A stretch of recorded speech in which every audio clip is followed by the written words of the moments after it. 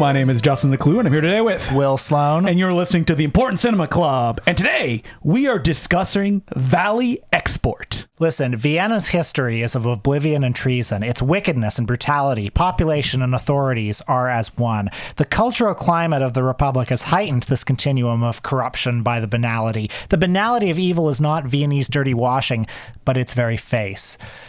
Discuss. VALIE Export is very cool. That's right. VALIE Export is an Austrian multidisciplinary artist, perhaps not primarily known as a filmmaker, although filmmaking is one of the many things she has done. Even in her performance art, like, filmmaking has elements in it. For example, one of her performance art pieces, Touch Cinema, involved her going out with basically a little cinema over her breast, and she asked people on the street to reach in through the curtain and feel her up. That's right. It was this like cardboard box, this apparatus with a little curtain on it. It was a movie theater over her breasts, and there is like a 1-minute film that you can find of one such street performance in Vienna where it was her and like a guy next to her speaking into a megaphone. Yeah, come on up to Tap and Touch Cinema and reach in and feel my breasts to break the barriers between what is kind of sitting and just taking in this stuff and actually experiencing the male it. gaze versus the male touch. And in the 1-minute little film you can see of it, you can see like the camera's often cutting to men looking at her sort of with like leering like, oh, hubba hubba, a bunch of Tex Avery wolves. And then of course when they put their hands in the apparatus, feel uncomfortable. Yeah, because they are now having to interact with a human being doing this. Eye contact suddenly becomes very difficult. And she also has another piece where she walked into a art house cinema with pants that had no crotch, so you just saw her genitalia, and she just walked through looking at all of the people to break that barrier between the object on screen and somebody flesh and blood in front of you. Right. That piece was called Action Pants Genital Panic. Now, that sounds like a Japanese Pinku film if there ever was one. But both that and Touch Cinema were 1968, which was the year that she sort of emerged in the Viennese art scene. They're both examples of expanded cinema. What is expanded cinema, you may ask? Well, the Tate defines it as, quote, expanded cinema is used to describe a film, video, multimedia performance, or an immersive environment that pushes the boundaries of cinema and rejects the traditional one-way relationship between the audience and the screen, unquote. And VALIE Export, she was oftentimes the subject in these performance pieces, breaking down these barriers, because the subject as well that she liked to tackle the most was the woman, the way she's portrayed in society, and especially how she's portrayed up on screen as an object. 1968 was the year that she changed her name to VALIE Export, all uppercase letters. She was 28 at the time. It was the year that she landed with a splash in what was called Viennese Actionism. It was an art movement. Maybe, I'm not sure what the difference between a movement and a scene is, but you can call it a movement, I'm sure. I'll know it when I see it. It rejected the idea of art as a sort of physical commodity and instead embraced what would sort of later become commonly practiced as performance art. And these artists often practiced these shocking, disruptive, site-specific pieces. So I'm far from an expert in Viennese actionism, but some of the examples include an artist named Günter Bruz masturbated and covered his own body in his shit and ended up serving 6 months in prison for doing this in public. You bought the ticket. You guys knew what you were getting in for. But here's the thing. They didn't buy the ticket. Well, that's the whole point of the art. Otto Mule did a piece called Piss Action in front of an audience in Munich. But a lot of these artists, and there were multiple arrests doing this, these sort of like scene-specific, almost like flash mobs for abrasive and sexually explicit performance art. You know, they were quite illegal, most of them, and, you know, many of the practitioners of the form would be arrested and serve time in prison. But VALIE Export was one of the few women in the scene. And she made most of her art about being a woman in the scene and in society at large. For example, in 1969, she had From the Dog File, where she took a man on a leash and walked around with him in public. Yeah, so a lot of pieces like this. I mean, she worked in visual art like photography, later worked in more what we might call mainstream experimental film. But she always, I think, described herself, or at least early on, as like a conceptual artist. And does that fall into the same categories as experimental art? Again, we're just showing our blue collar perspective on this. We're just two bozos talking about art, but appreciating it as well. A little background, though. She was born in Austria in 1940. She was raised by a single mother. She adopted the name VALIE EXPORT in 1968 because she did not want to bear the name of either her estranged father or her ex-husband. She wanted to... In fact, where did she get the name VALIE EXPORT? She got it on a pack of cigarettes. Right. It's like Max Power. I got it off a blow dryer. And, 1968 was this Annus Mirabilis, where she did these two very, influential conceptual pieces. And I also want to emphasize that VALIE EXPORT, you look at her art, you look at her performance pieces, you look at her photographs, and she is cool. And I don't mean that to diminish her work, but she's one of the artists that I feel you just look at it and you're like, oh yeah, I get that. If you know what I mean. Yeah. I feel like a lot of the times we talk about experimental filmmakers, it's kind of surrounded by, but you can appreciate it. So I want to just, make a point on that and then move on. Just that, if this is not something that you're familiar with, you can look at her art and there are ways into it very easily. I definitely think her, as a physical presence is very important in some of these pieces. I mean, she does have, you describe her as cool. I mean, she does have a certain steely gaze to her. Like that photo of her in Genital Panic, the famous photographs from that event. She's holding a machine gun and sitting back in a chair with her vagina out. She does look very cool and very and you can imagine what an odd and uncomfortable experience it would have been for the people taking part in the Touch Cinema art exhibit, because she's coming out this would have been at a time of great sexual liberation around the globe, which was also the sexual revolution was also a period of great objectification of women, the Playboy bunny era. So imagine it's her who's in charge of the objectification, not Hugh Hefner or somebody. And imagine she's not necessarily there to enjoy it. She's there to look at you looking at it. It's not about your pleasure, it's about her looking at your pleasure. She's in control of the situation, or taking control back from these kind of objectifying things. Now, her body is important in a lot of her artworks. I mean, made 2 feature films as well as a longer television movie and a couple of short films for anthology films.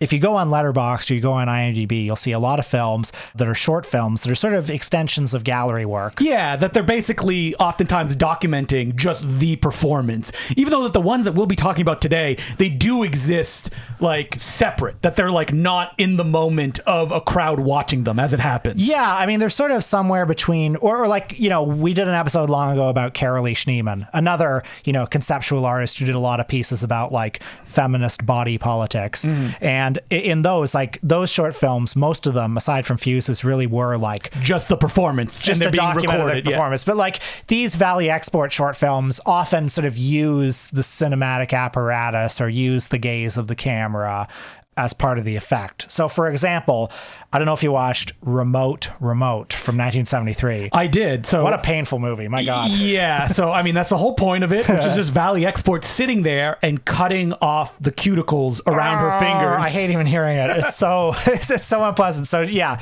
she's sitting in front of a police photo of these 2 children who were sexually abused by their parents.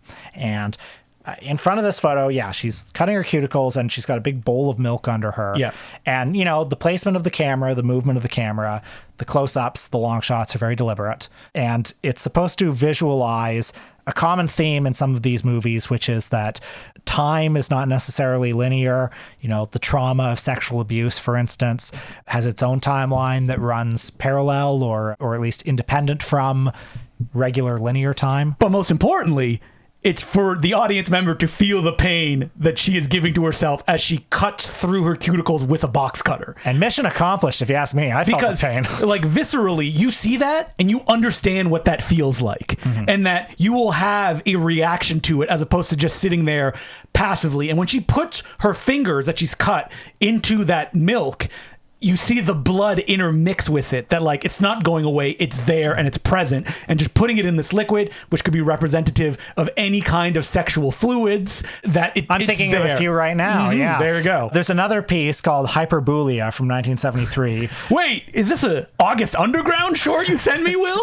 Yeah, it's now, I wasn't quite sure what was going on in the short until I read up on it. Right. Yeah, because I feel that if you just watch it, you're going to be like, huh? What's happening? Right. So she's there, she's nude, and she's in front of like a brick wall in a basement somewhere. And she's like, seems to be navigating a sort of obstacle course. Yes, and she's like pulling back away from it. And it's because there are wires everywhere that are giving her electrical shocks. Mm-hmm. And the point of it is like you get electrical shocks, but she's going to continue to crawl through it until she reaches the end where that will not happen and it's anymore. an overcoming of the pain. You know? Yeah, that's what hyperbulia means. Excessive will or drive to do things. So here's another short that I quite liked from the same year, Man and Woman and Animal. This is it's a bit of a saucy one. You're going to want to lock up your kids for this one. It's her in a bathtub with the shower nozzle. You can imagine what she would do with the shower nozzle in a bathtub. Clean herself off. Yeah. Okay. Yeah, exactly. Nothing else. And, it's a film about the independence of female sexuality. Female sexuality independent of any man. Mm-hmm. Now, you may hear this and say,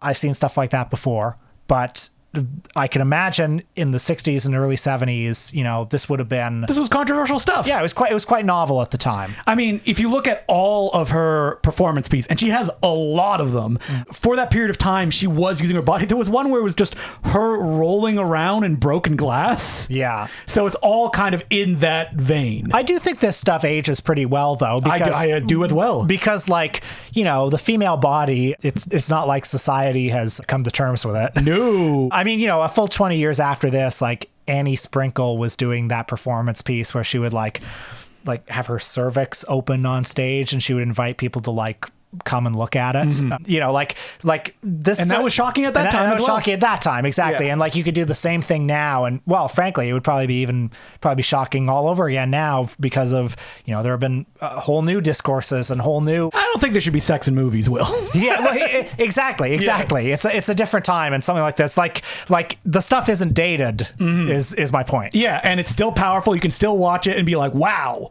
I can't even imagine what would have been the experience of being there as well. Yeah, but we're a movie podcast, Will. Don't we have movies to talk about? Why, you don't think Man, Woman, and Animal is a movie? Yeah, you know what? You're right. It's a movie. Pretty cool movie. I mean, feature films with narratives, characters I can hold on to. Well, she made 2 feature-length narrative films, as well as a TV film called MENSCHENFRAUEN from 1977. I watched Invisible Adversaries, and I watched her TV movie, which is, I believe it translates to Human Women. Okay. I watched The Practice of Love, which was her second and I think final feature-length film. Nice. We cover all the bases. Awesome. Okay. Well, let's start with her TV movie. So her TV movie, which she did make after Invisible Adversaries, is interesting because she's using a lot of techniques that she kind of did in that, but she has more of a narrative that you can grasp onto, even though it's very fractured in the way that it's presented. It's basically 4 women are in a relationship with 1 man. So it's like 1 man, he has a wife and 3 mistresses. Mm-hmm. First of all, what are you doing, man? Yeah. You mad man. Where do people find the time is my question.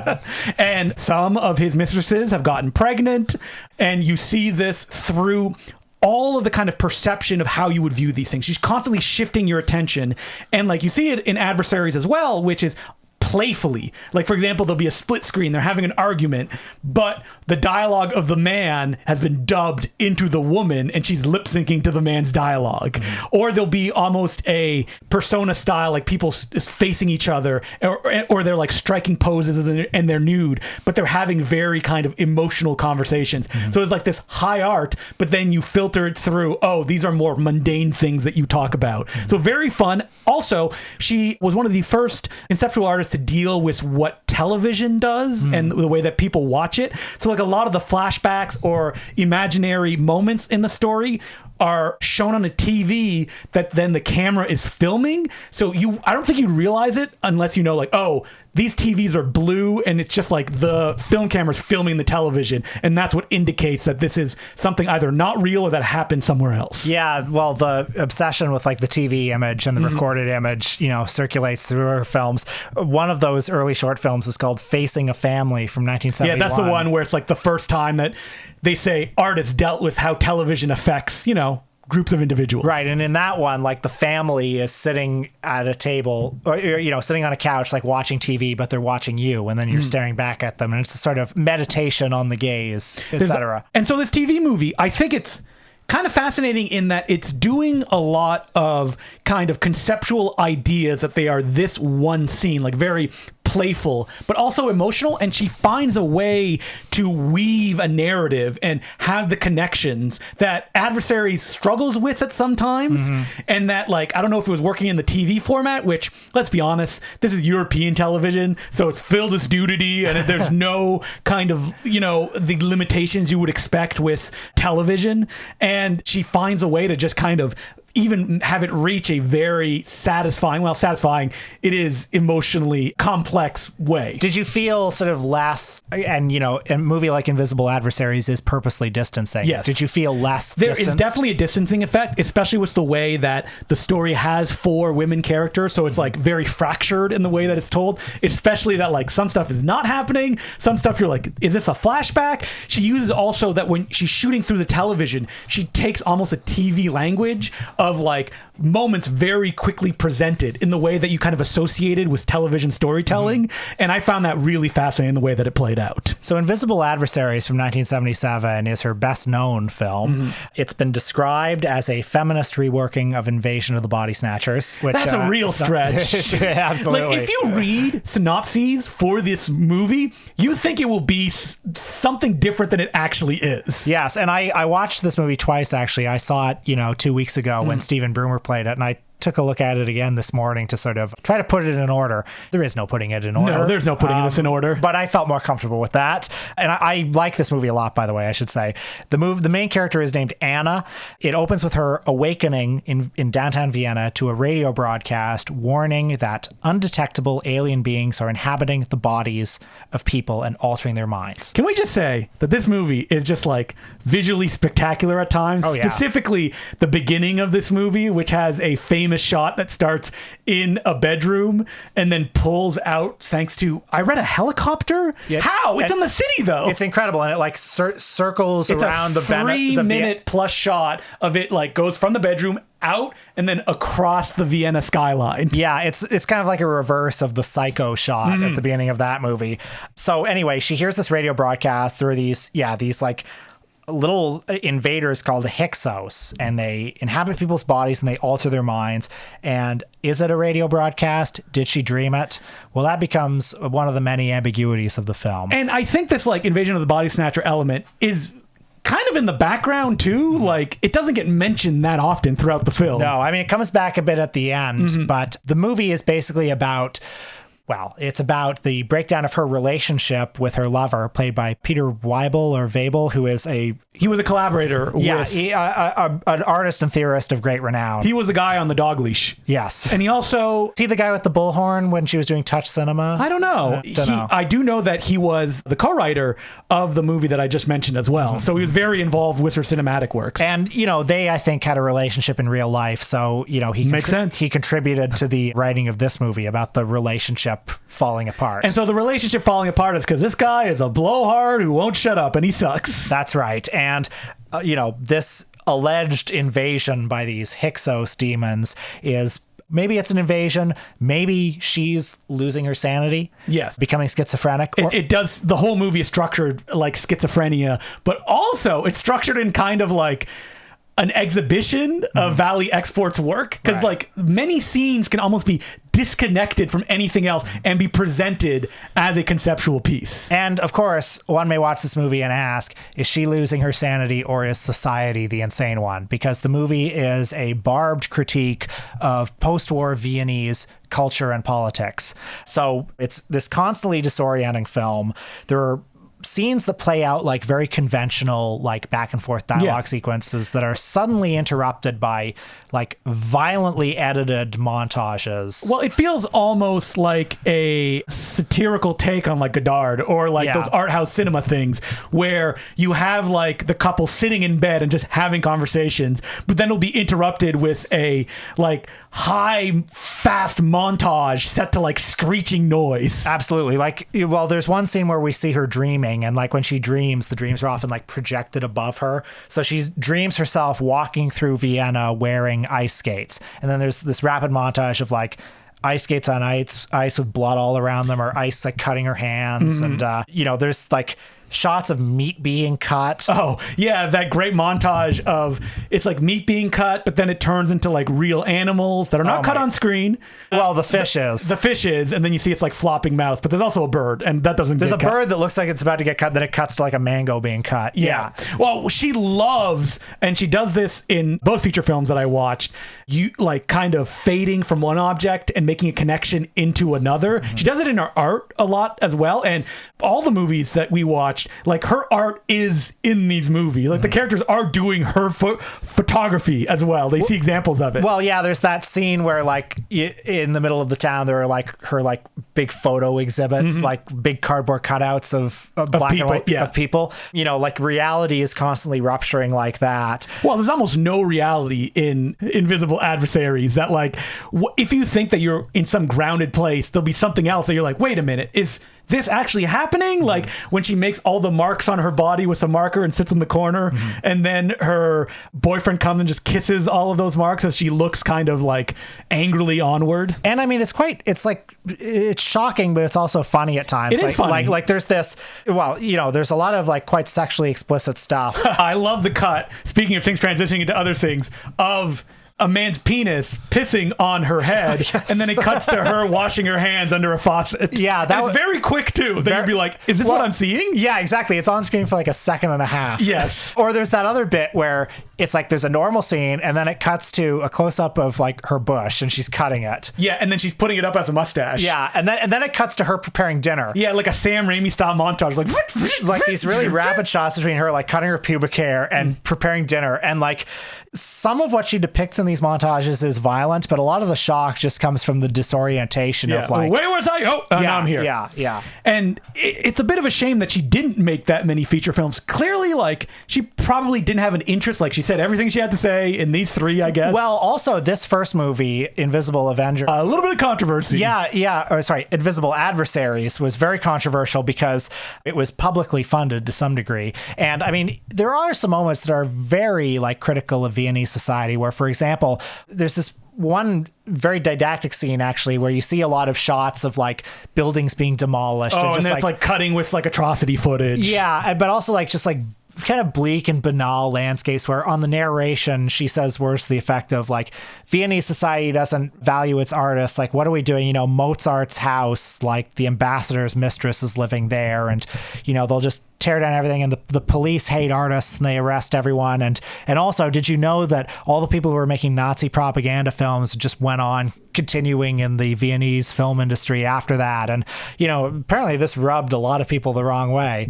It's a fool's errand to like say that this movie like is about one thing, and it would be untrue to say that. Yeah. Also, in addition to being a fool's errand, but one of the things that it communicates is the idea that like this society is fucked, and it's fucked just like at its core. And like when I was trying to find a way to connect to this movie, because Viennese politics are not my forte. I mean, I'm just laughing, loving the edits and the visual. Will's like, I need a way in. Well, like there's a lot I can connect with, but like the political angle, I was trying to catch up on this a little bit, but it's just like, it's kind of like any country where it's I was going to say, as opposed to Canada, where the artists are treated incredibly well and our culture is held up. And like, it's not like we don't have, horrible atrocities that immediately, and the same people who commit those atrocities just continue in power. And in the United States right now, it's like the whole like managerial class of the country is just like burning down everything around them. Yeah, hollowing out the arts industries and like deleting movies for tax write-offs and movies with famous characters and funding genocides overseas, and it's all frickin' fucked. Yeah, I'm Bill Hicks over here. Oh, I thought I was listening to Bill Maher. Ranting. Welcome to Club Random. So she continued on after these films and continued to do exhibitions, arts, and like way into the 2010s. Yeah, and I mean, one more feature film, The Practice of Love from 1984, which, I also liked quite a bit, not quite as much as Invisible Adversaries. I mean, it's it's sort of a more conventional film. It's a thriller about a thriller. I'm putting it's always described as a thriller. Yeah. The main character named Judith is a TV journalist who, when we first encounter her, she's doing an expose on like the peep show industry in Vienna that ends up getting kiboshed by her employer. And so she finds out about like an unsolved murder in the Viennese subway. She investigates that, but she finds that there's a link to that between both of her lovers, one of whom's a doctor, one of whom's an industrialist. And she uncovers this whole conspiracy, this gun-running conspiracy that encompasses everyone. And it doesn't exactly get solved at the end. And the movie is quite convoluted and difficult to follow, intentionally so, partly because of the style of it. Like so many of the images are like mediated by, there's a lot of surveillance footage. And the movie sort of becomes about how, this woman, it's not really even about the like murder mystery plot. It's about how this woman is like the object of all of these different gazes and narratives, Viennese society and its surveillance state and its political culture, as well as, these two different relationships in which she's expected to play different roles in those relationships. Sounds good. Heady stuff. It is good. Yeah. Her movies are not that available though. No. And I'm kind of amazed about that because I do think like the time is ripe. And it's also, for everything that we said about these movies, they're very approachable and funny. And, she has a place in the artistic canon. Yeah, you say her name, people are like, oh, yeah, I know who that is. Yeah. And in fact, when we said we were going to do this episode, we had, I think, a higher than usual number of people saying, oh, really? VALIE EXPORT? But once you start doing research, it's not like she's a very little documented figure or anything like that. No. But no, that's the thing. It's like, I think people were kind of surprised and happy that we were doing her. But the movies still aren't that well known. They're not widely available. And I don't know. I think I would recommend them. A Criterion box set of this would, do a big difference. Yeah. So they can do the 10 releases of 4K stuff that me and you are not interested in, and then we'll buy the VALIE export box set. And like the thing is, these are movies that are very much speaking to like the moment that they came out, that nevertheless, and they're very subversive and they're interventions in those moments, but nevertheless, the issues are very timeless. Well, as per usual, you can send us letters at importantcinemaclubpodcast@gmail.com. And our first letter is from Benjamin. And he goes, as somebody who is obsessed with trailers and related ephemera, bumpers, snipes, and theater idents, to the point of reconstructing what would have played before movies during their original theatrical run, what are some of the most memorable trailers, good and bad, you have ever seen? Okay. The year was 1995. I was 6 years old. I was going to see Free Willy 2, The Adventure Home. Wow. Big screen. Big sound. Loved it. And I don't remember too much about the movie, but I do remember the trailer. Batman Forever? Almost as good. Ace Ventura, When Nature Calls. Ace is back. So it's the trailer where it's the teaser where it's like Africa, the dark continent. No one would tame it. No one. Guy pulls off tribal mask. But Ace Ventura. I'm sitting there, 6 years old, vibrating. I couldn't pay attention to Free Willy 2 after that. It was like, oh my god, there's going to be another Ace Ventura. And then you saw it, and it lived up to your expectations. It absolutely did. I mean, I don't care for it much anymore. No, not good. Well, it has one of the funniest scenes ever put to film, but the rest rhino, the rhino, very good. Speaking of body art and interventions in public space and such, that's a real Viennese activist artwork, isn't it? Jim Carrey started to go around and do performance art where he came out of the rhino's ass naked. Yeah, man, you do that in the middle of Vienna in 1968. And hey, you do it right in the middle of Toronto at Dundas Square. Me and Will be there. Smiles on our faces. Well, you got to be Jim Carrey. I don't want any imitators or anything like that. Do you have any memorable trailers? Nothing that I remember when I was a kid. What's your favorite trailer, just as a piece of... I love the Cloud Atlas trailer. That's 5 minutes long. And I say this as well because I don't like the movie that much. Yeah. So it's one of those rare, that trailer, it gets me. But the movie leaves me a little bit cold. Do you think the trailer missells the movie? Nope. I think it sells it very well, but I think it does it in a condensed way. And because it does something that the movie can't do, which is it's for people that don't know, Cloud Atlas has multiple stories that all play concurrently, and the trailer makes it seem like they're going to go back and forth and they're all going to play off of each other, and the movie does not do that. consciously so. I would say, obviously the Citizen Kane trailer or something like that is great, but it's like When you were sitting there and the Citizen Kane trailer came I was like, up, oh my God, the guy who panicked the nation with the War of the Worlds. But that's like a short film. Like, I would suggest go back and take a look at the Pulp Fiction trailer. Oh yeah, that one's great. Beautifully edited, really conveys the movie.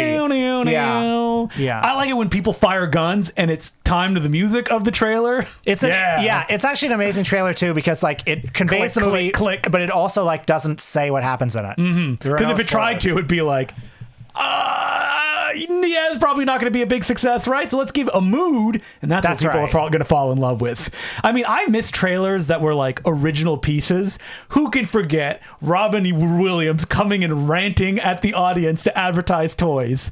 Have you not seen that trailer? Yes, of course I have. That one was so infamous that it's parodied in the Simpson episode where Burns comes out and he wants an air, and he like does the whole like in the field Robin Williams thing. I think he like dances with some stuff. I completely forget that. But that's a parody of that Toys Robin Williams trailer. That's a movie we have to do for Patreon. Toys? I've never seen it. Yeah, fuck. Oh, you know what? It's not worthless. Oh, okay, there's good stuff in there. Yeah. Other than that, probably Disney animated films. I would be very excited. I remember being very excited for Nightmare Before Christmas when it came out. Yeah. I wonder why, because I didn't even know who Tim Burton was. Maybe it looks spooky. Yeah. But other than that, I'll think about it. It'd be fun if we did. What if we did an episode on trailers? Yeah. And like, what are they? What are the important ones? Let's like pick top 5 each. Yeah. And it would probably be ones like the classic Misdirect trailer. Kangaroo Jack. Okay. Of him rapping and then he doesn't rap in the movie. Yeah. No, I was thinking of like, it makes you think it's something else, like perhaps a Star Wars, and then it's Austin Powers. Oh, well, yeah, that was another good trailer. Yeah. Or Scooby-Doo. I don't remember the trailer for Scooby-Doo. There was a Scooby-Doo trailer where it's like, you think he's Batman, but it turns out it's Scooby-Doo. Classic UHF. You think it's Indiana Jones, and it's Weird Al. Oh, yeah. So, yeah. And then the other ones that are just kind of mood trailers that don't give you too much. Like, is it Alien or Aliens has a trailer kind of like that as well? So, all those big ones. Yeah, trailer episode. I would actually love to do that.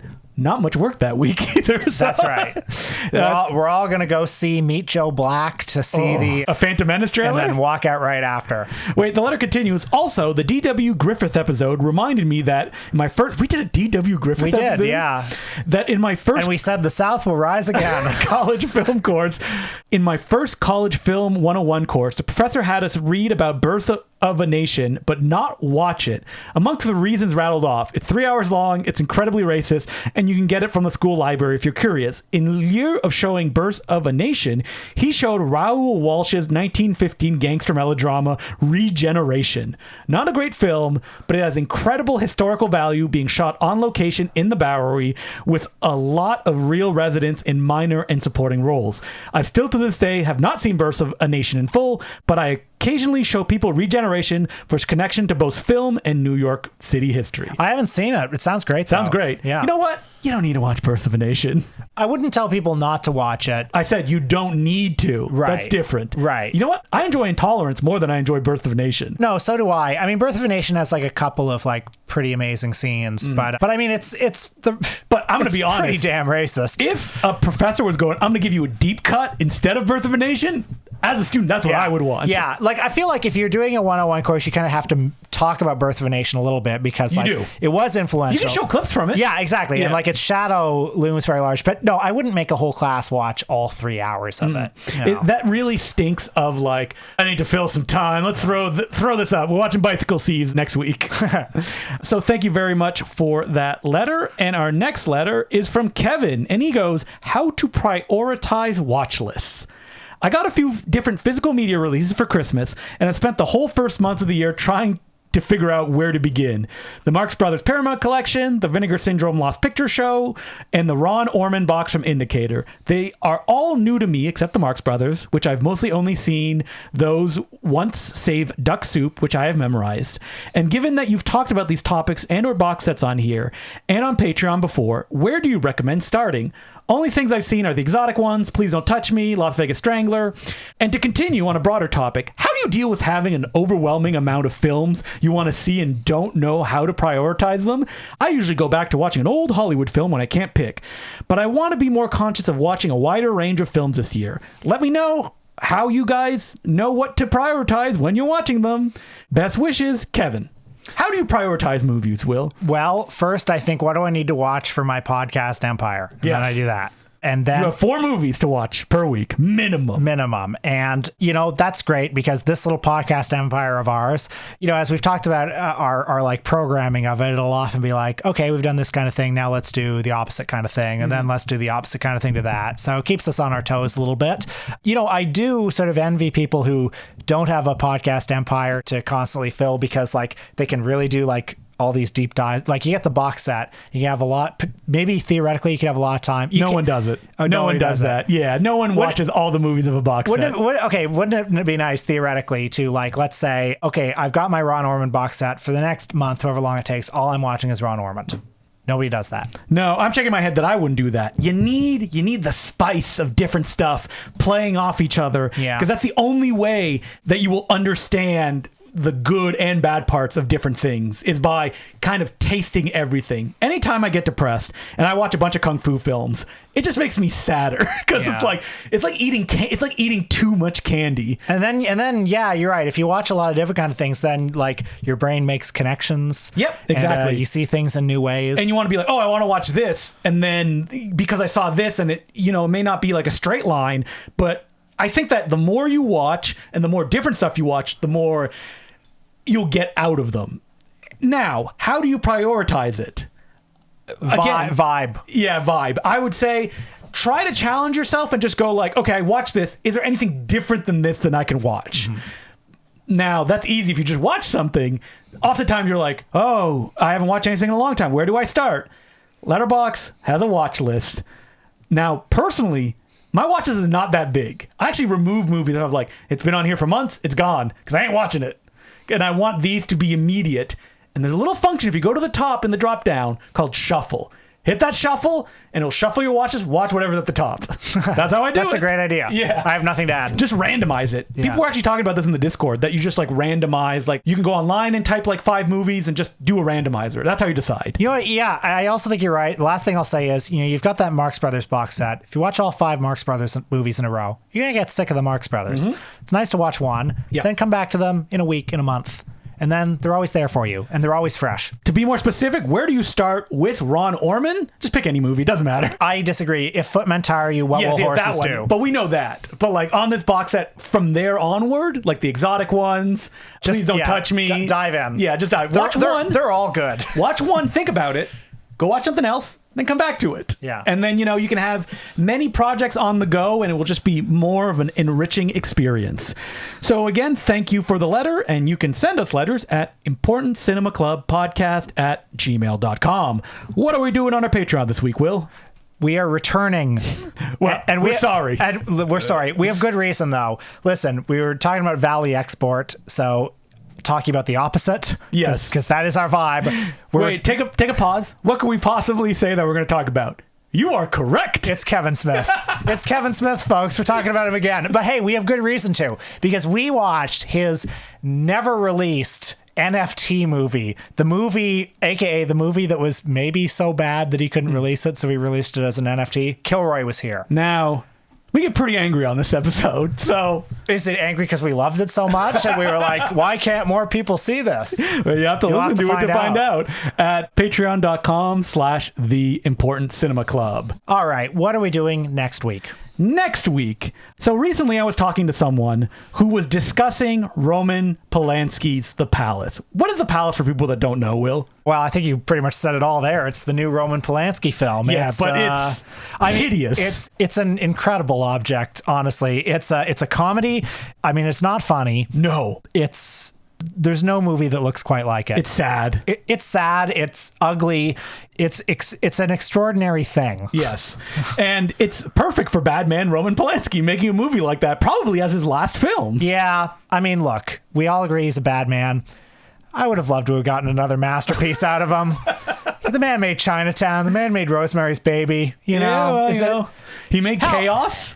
You're thinking Carnage. Yeah. Or even the one he made last, based on a true story, the Drive Is Fair one. good movie. Yeah, It's all right. This one. Oh, hideous car crash. But the person I was talking to said the movie was written by one of Polanski's longtime collaborators. The writer of Knife in the Water. Could not believe it. And that writer and director, boy, I've been trying to avoid his name, but will jump on this grenade. Well, it's spelled Jerzy Skolimowski, But it's not. It's pronounced Jerzy. It's pronounced Jerzy Skolimowski. Look, I'm sorry. I'm actually not trying to make fun of a Polish name. No, we're not. We're just trying to say it. pronounce it, and hopefully we'll have it mastered for the next one.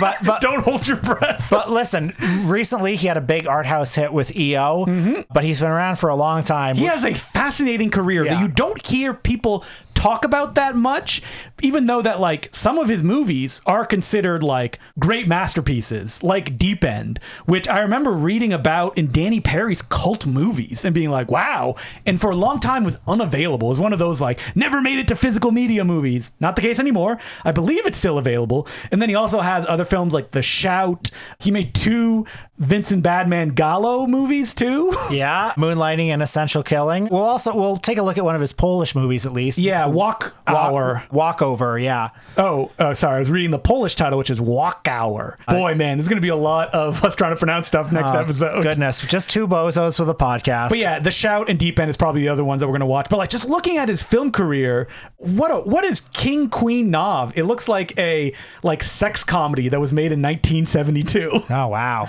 And of course, we all know him playing a gangster in Joss Whedon's The Avengers. Yeah. Which if you look at his acting credits, that's the number one that comes up. So that's who we'll be talking about next week. Jose Skolimowski. Again, next week you'll hear us pronounce it right. Or not. No. I think can we give him a nickname like Jerry Scully? Yeah. That's what we'll call him. Okay, Jerry Scully next week. And until then, My name's Justin DeClue. I'm Will Sloan. Thanks for listening.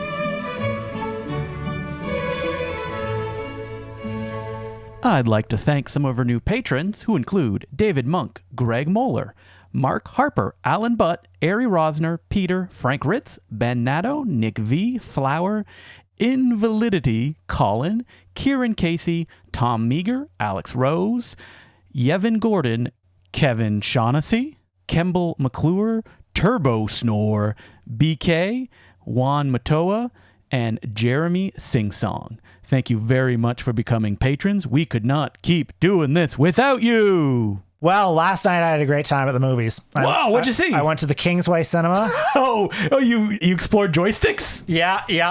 Wait. You said great time at the movies. I've seen joysticks. You haven't seen it on 35mm film, have you? No, I have not. So for those who don't know, Joysticks is directed by Graydon Clark. Have we threatened doing an episode on him? You know, I'm sure it's come up, but the thing is, his filmography is just so damn bad. It is, but he's got a lot of stuff. Black Shampoo. Oh, Satan's Cheerleaders. What is the one that like Shout Factory keeps putting out on Blu-ray over and over again with the flying thing with teeth? Oh, is it The Uninvited? No, The Uninvited is a cat within a cat movie. God, he's got what a career this man had. So Wacko, of course, yes. The Jodan Baker horror comedy. Final Justice, the Mystery Science Theater classic. Jodan Baker again. And wait, what's this? Jodan Baker's in Joysticks as well. Yeah, the first of the 3 collaborations. So Joysticks, and again, I saw this on 35mm film last night. Without Warning, that's the one about the like little thing that fly through the air, which is also most famous for starring Jack Palance, Martin Landau, Nabil Brand. Yeah, so Graydon Clark has a great filmography because, he's an exploitation guy, but unlike, people like Wes Craven or Larry Cohen or John Carpenter or any of the big grindhouse guys, he doesn't have any good ones. No, he doesn't. They're all bad. He has films that people are nostalgic for. Yes.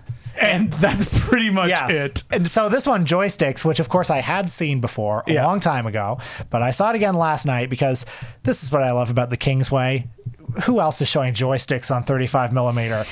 Joysticks is a titty comedy from the 80s. Like the most base version. The runoff of Animal House. Now, the runoff of Screwballs. Yeah, it's set at an arcade. Wait, so this is the one, because I have the DVD of this. There's a part, of course you do, where the lady grabs the guy's dick thinking it's a joystick. Oh, is he hiding in the arcade machine? Fuck, I mean, did you pass out? The pleasure was I in the rolling bathroom over? during that scene, jacking off? Because of all the boobs on display? Because I see the poster as him hiding inside of it as well. But maybe I'm confusing that with Porky's. Yeah, maybe. Well, listen, the fact that the idea of the joystick as something that can be grasped upon like a penis is not lost on this film. Okay. It comes up over and over again. But yeah, it's this arcade, this cool place where everyone hangs out. And, you know, the heroes, like there's a cool kid, there's a nerd kid, and there's a John Belushi kid. You know, a real, what was his name in Animal House? Did he have an iconic name, or was he just John Belushi? It's not Otter, was it? That was another Animal House guy. I can't remember. Anyway, it doesn't matter. People are yelling right now. There's a fat guy who farts. And so it has all those, and all these people from different strata of society. This is what I really like about the movie, are all together at this arcade. But there's a man who will not take this. It's Joe Don Baker as a local dignitary. Sorry, I'm laughing looking up Animal House, and the questions is like, how did John Belushi stay in Animal House? I don't know. Watch the movie. It'll give you the answer. Yeah, right. Because wasn't he there? It was like, 8 years down the drain. That's the life of the movie. Yeah. Well, anyway, in Joysticks, John Bluto. Sorry, that's who it was. Bluto. Yeah. In Joysticks, Joe Don Baker he's John Vernon in Animal House. Yeah. He's John Lithgow in Footloose. He's Joysticks. We gotta stop the arcade, and the kids are like, no, we gotta save the arcade. And this movie is so stupid. It's. I remember. Isn't there a teenager that has sex with like Joe Don Baker's wife at one point? Is there ever? Yeah. And there's a whole farce scene where it's like the fat kid and the nerd kid are like, for some reason, like sneaking into his house, and he gets into bed, and his wife is like, I'm feeling horny. Some light sexual assault humor. Yeah, that's what happens. As there always is in these movies. Ugh. But yeah, he goes into the bed, and the wife, who's sort of like half asleep, is like touching him. Classic orangutan style confusion. And then, of course, Joe Don Baker walks in and puts on his pajamas, but he doesn't notice that the guy's in bed. Anyway, Joe Don Baker in this movie, I think, is very good. Okay. He actually... Has Joe Don Baker ever given a bad performance? I don't think so. Because he's one of those guys, right? He's present. Rocks. Yeah. People make fun of Joe Don Baker, but fuck those people. Joe Don Baker rules. He always brings it. And in this movie, he shows up. He's funny. Has gravitas. And he's also, importantly, in the movie all the way through. Oh, so it keeps showing up. He keeps showing up. People are like, we need Joe. There's Joe. It wasn't just a one-day wonder performance. No, well, because he was a Great and Clark regular. Like, he's in Wacko. And Final Justice was kind of like one of the last Joe Don Baker vehicles where he got to be, walking tall again, basically. Joe Don did make 3 Great and Clark movies, though. Yeah, like Final Justice, Wacko, and this. And Joysticks. Now, would you say Joysticks is his pinnacle in that trilogy? I mean, probably. Yeah, I mean, they're all bad, but yeah, Joysticks is the one that I would want to watch again, Did you feel nostalgic about the arcade? Because there were arcades when we were around when we were kids. A little bit. They look gross in this movie. Yeah. The whole movie just has kind of grime all over it. But the Great and Clark touch. It has a certain joyous energy we could easily do a Great and Clark episode, like Black Shampoo, Joysticks, The Forbidden Dance is Lambada. Oh, man. Okay, after Jose. Yeah, we're doing Great and Clark. Yeah, let's do it, honestly. Now, are you going to pull up his biography that he wrote and give it a read? He might have good stories. Yeah, he might. Whenever I've seen Great and Clark interviewed, he's great. He's great, but he's a little full of himself. That's what I mean. He's full of himself. Like a lot of I was working on this film because I believe he worked with Al Adamson a bunch, right? Yes. And he's like, I could direct this in my sleep. Like I saw Great and Clark in that documentary 42nd Street Memories, all about the Grindhouse theaters in New York. And he was talking about the theaters. And he said something like, there were some theaters kind of on one end of the strip that would show some of the higher level exploitation films, like sort of the films I was making. And it's like, oh yeah, you have to insert that, don't you? It's like, oh, of course, I was making the good ones. No, you weren't. I know that Mike White of the Projection Booth is obsessed with Black Shampoo. Yeah, so, I've never seen it. Maybe there's something there. I can't wait for this. All right, so Great and Clark coming back up, and maybe I'll watch Joysticks again. Don't make me, please. I wish you were there last night. You would have had fun. I did know some friends who were going to go to it, and I spoke to them, and they were like, I don't need to see Joysticks. But Will was there. Big smile on his face.